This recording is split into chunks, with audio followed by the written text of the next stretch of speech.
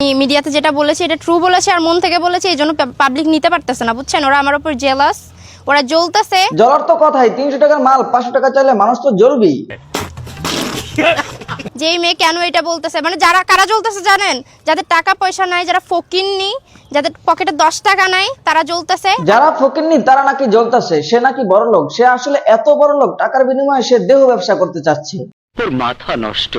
হ্যাঁ, বলে যে তুমি আমার সাথে এক রাত থাকবে। এখন 5 লাখ, 10 লাখ, 1 লাখ, 2 লাখ এরকম মানুষ অনেকেই দেয়, কিন্তু এগুলো আমি কখনোই অ্যাকসেপ্ট করি না। হ্যাঁ ঠিক আছে, আপনার ব্যবসার প্রমোশন ভিডিও দেখে কাস্টমার অফার করতেই পারে। টকিং এত টাকা তো অফার করবে না, হাই গেলে 500 1000 করতে পারে। আমার কাছে এখনো টেক্সট আছে, আমি কি দেখাবো? দেখান।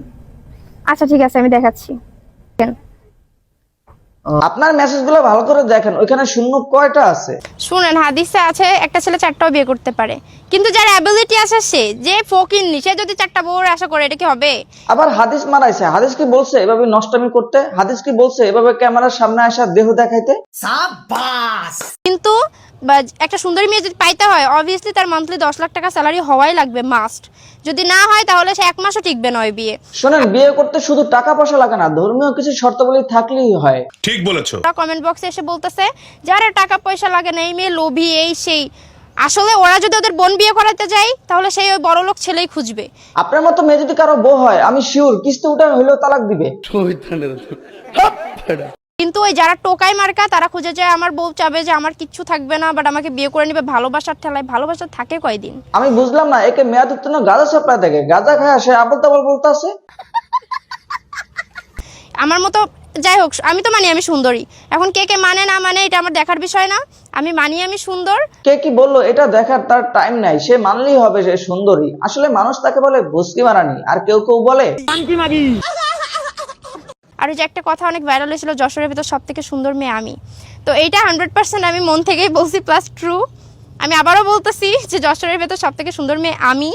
আপনি যদি যশোরের সুন্দর মেয়ে হন, তাহলে যশোরের ভুসকি মারানি কে? সে যশোরের সুন্দরী মেয়ে। এটা শোনার পর যশোরের ছেলেদের অবস্থা।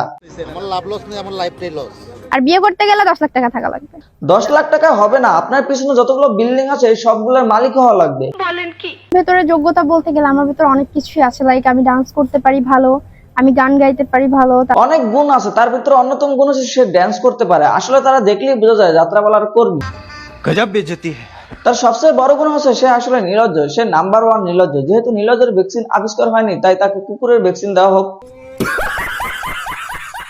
হ্যাঁ, বলে যে তুমি আমার সাথে এক রাত থাকবে। এখন 5 লাখ, 10 লাখ, 1 লাখ, 2 লাখ এরকম মানুষ অনেকেই দেয়, কিন্তু এগুলো আমি কখনোই অ্যাকসেপ্ট করি না। বাসায় কাজের বুয়া লাগবে, এরকম অফার পেলে অ্যাকসেপ্ট করে নিয়েন। আমি মনে করি আপনার লাইফের সবচেয়ে বড় অফার। আমি দেখতে সুন্দর, good looking, gorgeous, that's why maybe বলে। আর বিয়ে করতে গেলে 10 লাখ টাকা থাকা লাগবে।